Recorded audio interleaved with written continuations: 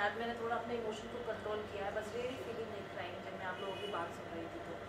और मुझे इतना अच्छा लगा इरफान, मतलब मुझे लगा कि मैं कितनी इग्नोरेंस में जी रही थी। आप सुबह उठते हो, मेरे लिए शायद आज सैटरडे को 9 बजे उठना सबसे बड़ा डिफिकल्ट काम था, क्योंकि मैं सवेरे उठती हूँ तो सैटरडे संडे पता नहीं कब हाइबरनेशन मोड में चली जाती हूँ, पता नहीं कब सो करके उठती हूँ, कुछ खबर भी नहीं होता, घंटी बजा के चले जाते हैं, कूड़ा वाला घंटी बजा के चला जाएगा, दूध वाला चला जाएगा। तो आज किसी तरह से मैंने, हालांकि फिर भी मैं लेट हो गई, रिजवान मेरी सॉरी, मुझे 9 बजे आना था, लेकिन मुझे इतनी हैरत है और इतनी खुशी है कि कोई आदमी इतना सेल्फलेसली कैसे सोच सकता है।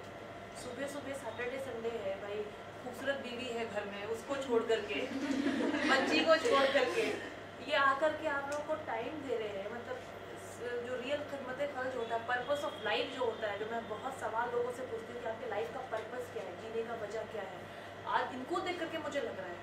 और मुझे लग रहा है कि मैं इतनी इग्नोरेंस में थी कि, और इतनी अच्छी अच्छी बच्चियाँ यहाँ पे है, मैं सच बोल रही हूँ बेटा, झूठ नहीं बोल रही हूँ। आप लोग को किसी को भी देख करके ना, आप लोग को कोई फैमिली बैकग्राउंड नहीं बता पाएगा। आप लोग माशाल्लाह इतने खूबसूरत, इतने स्मार्ट हो, इतने वेल ड्रेस हो, इतने प्रेजेंटेबल हो यहाँ पे, मतलब सलूट टू यू रिजवान, आपने कितना अच्छा बना दिया है बच्चों को। मतलब एक एक लड़की जो अपने आप को आप लोग ने कितने अच्छे से कैरी कर रखा, जो कि बहुत इंपॉर्टेंट होता है, खुद को पैम्पर करना और खुद पे ध्यान देना, और अच्छे से क्लीन होकर के, नीट एंड क्लीन होकर के, वेल ड्रेस होकर के, प्रेजेंटेबल होकर के आप लोग सुबह सुबह पढ़ने के लिए आते हो। मुझे बहुत खुशी है इस चीज़ से, तो मुझे बहुत, I am clapping for you. मुझे इतनी अच्छी अच्छी बच्चियाँ देखने को मिलेगा, उनसे मिलने को मिलेगा। मैं एक बात मानता हूँ, मैं तुम्हें बताता हूँ, मैं इस कॉन्सेप्ट पर काम करता हूँ कि कोई बच्चा खराब नहीं होता, बच्चा तो बनाया जाता है और ज़रूरत है। और दुनिया में सबसे खूबसूरत चीज़ तालीम है, तालीम तालीम तालीम, इससे खूबसूरत चीज़ कुछ नहीं है। और यकीन मानो, तुम्हें देखकर मैं बच्चों को यकीन मानो 4-5 दिन से तुम्हारे बारे में बता रहा हूँ, और वाकई बहुत और परिवर्तन आएगा, यकीन मानो। तुम्हें देखकर, बातचीत करके मैं चाहूँगा कि तुम हिस्ट्री ऑफ लाइफ बताओ अपने, कैसे तुमने एक अपने आप को यहाँ तक पहुँचाया। मैं चाहता हूँ शेयर कर। नहीं, मैं शेयर जरूर करूँगी बच्चों से। देखो बेटा, ऐसा है ना, चलो पहले स्टार्ट करते हैं स्ट्रगल से, ठीक है। पहले आप जब सुबह सुबह मेंटल सेटअप, किस मेंटल सेटअप से आते हो, मुझे पता है कि घर में बहुत सारे प्रॉब्लम होते हैं, उलझन होते होंगे, है ना। हो सकता है कि आप यहाँ पे बैग में अपने भर रहे हो, कॉपी किताब भर रहे हो, पीछे से कोई बोलता होगा, एकदम डीमोटिवेटिंग बात बोल देता होगा कि भाई क्या ज़रूरत है जाने का, क्या ज़रूरत है पढ़ने का, या क्यों जा रहे हो। बहुत सारी चीज़ें ले करके दिमाग में आप आते हो, और उसके बाद फिर सब कुछ हटाते हो, फिर यहाँ पे पढ़ाई पे कॉन्सेंट्रेट करते हो, फिर घर जाते हो, फिर वही सब सुनने को मिलता है ना। फिर बाहर निकलते हो तो वो अलग बोल रहे हो कि आस पड़ोस वाले और रिश्तेदार वाले सारी चीज़ें मिलती है। तो बहुत बड़ा चैलेंज है, आप लोग बहुत ज़्यादा चैलेंज फेस कर रहे हो, इसमें कोई दो राय नहीं है।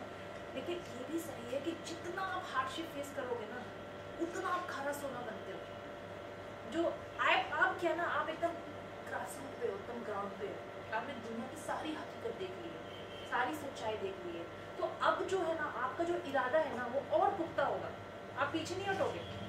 जितना लोग आपको डीमोटिवेट करेगा ना, जितना लोग आपको बोलेगा कि ये नहीं कर सकती हो, वो नहीं कर सकती हो, ये सारी चीज़ें होती है, तो वो चीज़ होता है। और वो इस सोसाइटी में, हमारी कम्युनिटी में सबको फेस करना पड़ता है। चाहे मेरा बाप इंडस्ट्रियलिस्ट हो या मेरा बाप रिक्शा चलाता हो, हर लेवल की लड़कियों को ना हमारे यहाँ फेस करना पड़ता है। उसका रीज़न पता है क्या है? और सबसे आसान होता है पता है कन्विंस करने के लिए कि इस्लाम की दलील ला के दे दो कि इस्लाम में ये चीज़ मना है। वो पता है उसका रीज़न क्या है? क्योंकि हम इस्लाम को जानते नहीं। कुछ लोग अपने आप को समझते हैं कि हम जो है वो ठेकेदार है इस्लाम के, ठीक है, मेरे ऊपर सर पे टोकरी रखी हुई है, ठीक है, और जो मैं बताऊंगा वही है। लेकिन अगर आप पढ़ोगे ना, आप हमें ना कभी भी रियलिटी, जो रियल इस्लाम है वो बताया नहीं गया है। रियल इस्लाम शुरू होता है वे ऑफ बिहेवियर से। रियल इस्लाम शुरू होता है वो जो भी रिजवान से कर रहे हो, खिदमत खल्क से। आपकी सोसाइटी में आप क्या दे रहे हो, क्या ले रहे हो, लोगों के लिए क्या सोच रहे हो, कितना माफ़ कर रहे हो, आपके पैसे हलाल है कि हराम है, ये सारी चीज़ें बहुत इंपॉर्टेंट है। ऐसा नहीं कि आप 2 नंबर का काम कर रहे हो और उसी 2 नंबर के पैसे से हिजाब लगा करके आ गए और आप बोलो मैं तो बहुत बड़ा इस्लाम। सही बात बोल रहे हैं। तो हमें क्या है ना, हम कुरान भी कैसे पढ़ते हैं, अरबिक में पढ़ते हैं, ठीक है, मीनिंग पता है किसी को नहीं पता, लेकिन बहुत ज़रूरी है कुरान को मीनिंग के साथ पढ़ना। अगर आप मीनिंग के साथ पढ़ोगे ना, आप देखोगे, आप फिर उनको प्रोटेस्ट कर सकते हो, रेजिस्ट कर सकते हो उनकी बात को।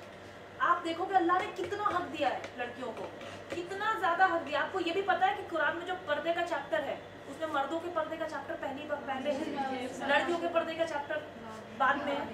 ये भी कहा गया कि अगर आपको तालीम हासिल करने के लिए अपनी बेटियों को चीन से अरब भेजना पड़े तो भी भेजो। ये भी कहा गया है उस जमाने के लिए कि बेटियों को घुड़सवारी सिखाओ, बेटियों को विपिन चलाना सिखाओ।